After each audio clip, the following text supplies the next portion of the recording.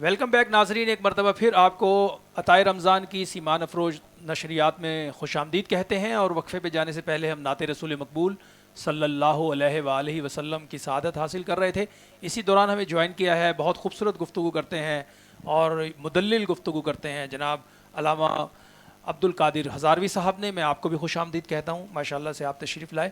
اور آج علامہ صاحب میں آپ ہی کی طرف آؤں گا کہ آج جو ہے وہ 4 رمضان المبارک میں ہم الحمدللہ اس کی طرف بڑھ رہے ہیں۔ تو ایک تو آپ یہ فرمائیے گا، رمضان المبارک کا آغاز ہو گیا الحمدللہ، عشرہ رحمت اس وقت جس سے ہم گزر رہے ہیں اور فیض یاب ہو رہے ہیں، عشرہ رحمت کی فضیلت اور امت کو کس طرح سے اس کو جو ہے سیلیبریٹ کرنا چاہیے، اس پر عمل کرنا چاہیے؟ جی ماشاءاللہ بہت شکریہ پروگرام میں جی جی جی مدعو کرنے کا۔ جناب راؤ ناصر علی جہانگیر صاحب، بڑا اہم سوال آپ نے اٹھایا ہے۔ جی قرآن کریم کہتا ہے یا ایھا الذین آمنوا کتب علیکم الصیام بے شک، کما کتب علی الذین من قبلکم لعلکم تتقون۔ تتقون، بے شک، اے وہ لوگ جو ایمان لائے، روزہ رکھنا فرض کیا گیا جس طرح کہ تم سے پہلی امتوں پر روزہ رکھنا فرض کیا گیا بے تھا شک، بے شک، تاکہ تم متقی بن جاؤ۔ بے شک، بے شک، اب رمضان المبارک کا پہلا عشرہ ہو جی یا دوسرا ہو یا تیسرا ہو، صحیح، اس میں 2 باتیں بڑی اہم ہیں۔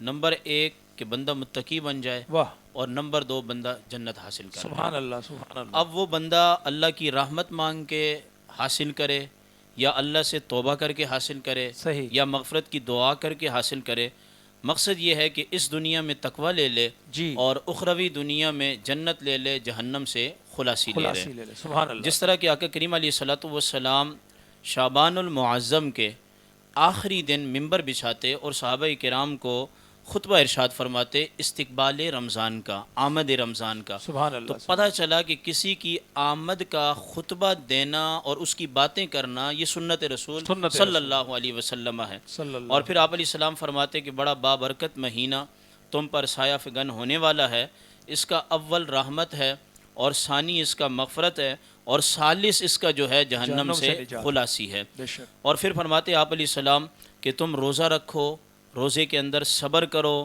اور پھر اس کے ساتھ ساتھ اپنے نوکروں کے ساتھ، غلاموں کے ساتھ صلہ رحمی سے پیش آؤ اور ان کے کام میں تخفیف کر دو۔ سبحان اللہ، جب ہم ان کے کام میں تخفیف کریں گے، ان کا دل خوش ہوگا، اللہ راضی ہو جائے گا، اور اللہ تعالیٰ جب کسی بندے سے راضی ہوتا ہے تو اپنی رحمتیں نازل کرتا بے ہے۔ شک، بے شک، اور پھر حدیث کے اندر آتا ہے، امام غزالی نے لکھا ہے کہ جب اللہ کسی بندے کو نظر رحمت سے دیکھتا ہے تو اس کے 70 گناہ معاف فرماتا ہے، سبحان اللہ، 70 حاجات کو بلند کرتا ہے، اور اس کے 70 درجات کو جو ہے وہ کیا کر دیتا ہے، بلند کر دیتا سبحان ہے۔ اللہ، سبحان اور اللہ، یاد رکھ لینا کہ یہ رمضان المبارک کا جو مہینہ ہے یہ مغفرت کا ایک ذریعہ ہے، اور مغفرت رحمت اور فضل کے بغیر نہیں۔ بے شک، بے شک، یعنی کہ اس عشرے کو ہم رکھیں روزہ، رات کو نماز تراویح پڑھیں اور روزے کا اہتمام کریں تاکہ اللہ کی رحمت مل جائے۔ بے شک، بے جب شک، اللہ کی رحمت ملے گی تو جنت مل جائے گی۔ سبحان اور اللہ، اس کا میں آپ کو بتاؤں کہ جنت رحمت اور فضل کے بغیر نہیں ملے گی۔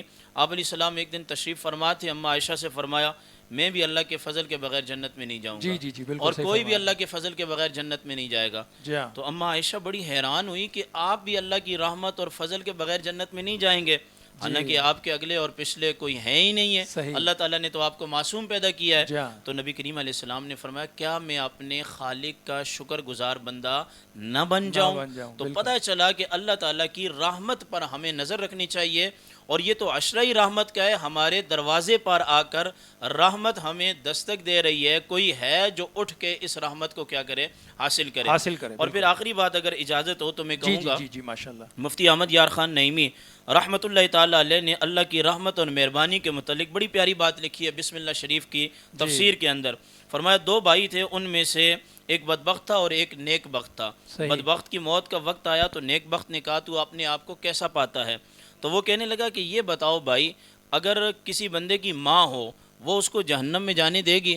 تو اس نیک بخت نے کہا نہیں نہیں، ماں تو آگ میں نہیں جانے دے گی۔ فرمایا ماں سے بڑھ کے اللہ 70 گنا اپنے بندے سے پیار کرتا ہے، مجھے باتیں مت سناؤ، میرا رب بڑا مہربان ہے، بڑا رحیم ہے، کیونکہ بسم اللہ میں الرحمن اور الرحیم آیا ہے۔ جب ان کا انتقال ہو گیا تو خواب میں آئے، پوچھا کیسا تمہارے ساتھ معاملہ ہوا؟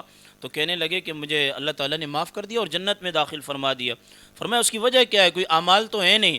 تو کہنے لگے کہ جب میری موت کا وقت آیا اور میرے بھائی نے مجھ سے باس مباحثہ کیا تو میں نے اللہ کی رحمت پہ نظر کی، اور میں نے کہا کہ میری ماں اتنی مہربان نہیں ہے جتنا میرا خالق مہربان ہے۔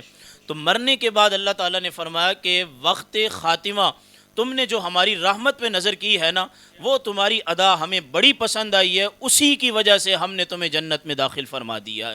اور رحمت کتنی بڑی عظیم چیز ہے کہ اللہ تعالیٰ نے اپنے محبوب کو کل جہانوں کے لیے رحمت بنا کر بھیجا۔ تو رمضان المبارک کے روزے رکھیں، نماز تراویح کی ادائیگی کریں، سحر اور افطار میں دعائیں کریں، اور اللہ سے اپنے لیے بھی رحمت مانگیں، جو جا چکے ہیں ان کی مغفرت، ان کے لیے رحمت، پاکستان کے لیے رحمت کی دعا کریں، اپنے ماں باپ کے لیے، کل امت کے لیے، بلکہ کل جہان کے لیے رحمت کی دعا کریں۔ اور یہ جو کرونا وائرس کی وبا ہے، اس میں بھی اللہ سے فضل مانگے اور اللہ سے رحمت مانگے، اور ہر وقت رحمت کا سوال کرنا چاہیے۔ البتہ یہ عشرہ جو ہے، اس میں اللہ تعالیٰ کی رحمت جلدی جو ہے وہ بندے کو آ کے پہنچتی ہے۔